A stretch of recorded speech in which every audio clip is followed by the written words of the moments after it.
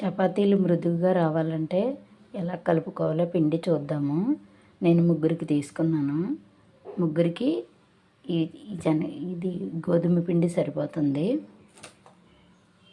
ఈ బౌల్లో వేసుకుందాము.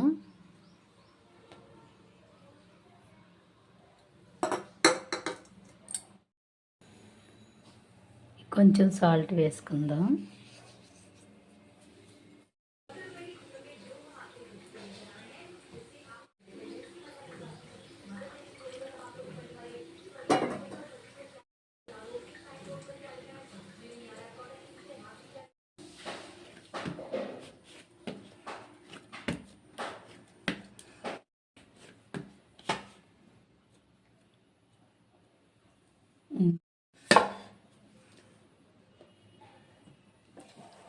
అరటికాయ కూర ఎలా వండుకోవాలో చూద్దాము. ఆయిల్ వేసుకున్నాను. ఆయిల్లో కొంచెం ఆవాలు, మినపప్పు, కొంచెం ఇంగువ వేసుకున్నాను. కొంచెం కరివేపాకు వేసుకుందాం. ఉల్లిపాయలు, పచ్చిమిర్చి వేసుకుందాం.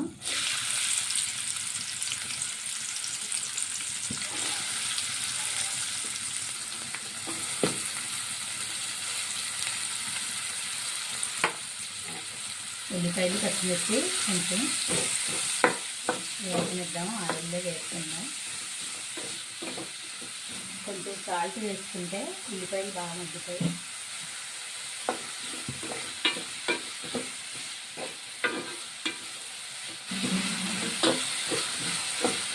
ఆయిల్లో ఇలా మగ్గించుకుందాం.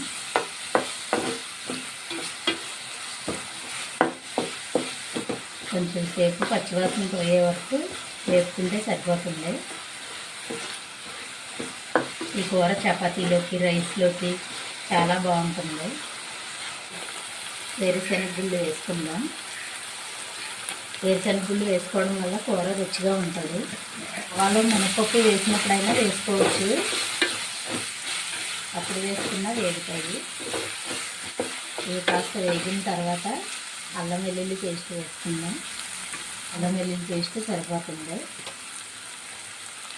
అల్లం వెల్లుల్లి పేస్ట్ పచ్చివాసన పోయే వరకు వేయించుకోవాలి. మూత పెట్టుకొని ఆయిల్లో 1 నిమిషం మగ్గించుకుందాం.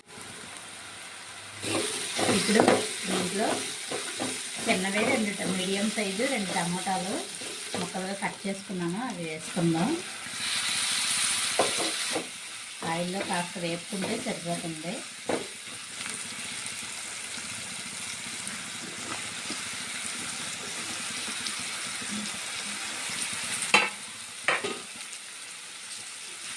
అరటికాయ ముక్కలు కొంచెం మగ్గించుకుందాం.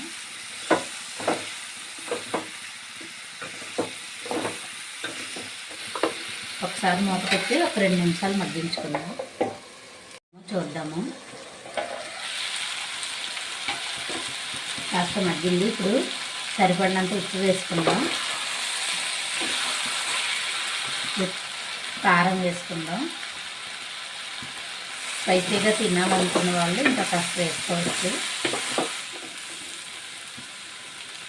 ఇప్పుడు వాటర్ వేసుకుందాం. 1 గ్లాస్ వాటర్ సరిపోతుంది.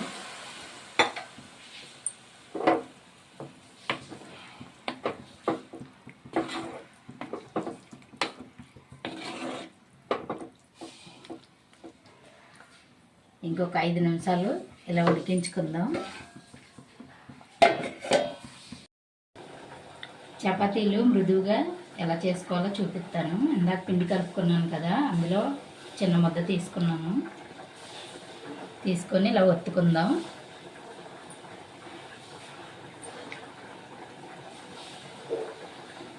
ఇలాగా స్టవ్ మీద పెనం పెట్టుకున్నాను.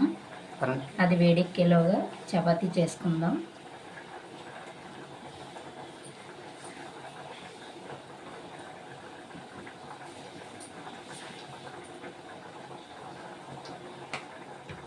ఇలా ఒత్తుకుంటే సరిపోతుంది. ఆయిల్ అవసరం లేదు దీనికి. ఇందాక మనం పిండిలో వేసుకున్నాం కదా, పెనం హీట్ ఎక్కింది. ఇప్పుడు ఒక్కొక్క చపాతీ కాల్చుకుందాం.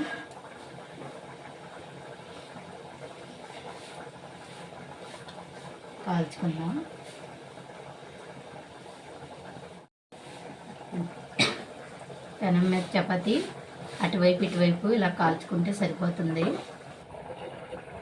ఇలాగ రెండు వైపులా కాల్చుకుంటే చక్కగా మృదువుగా ఉంటాయండి చపాతీలు, చాలా మెత్తగా వస్తాయి. ఇంకొకటి కాల్చుకుందాం.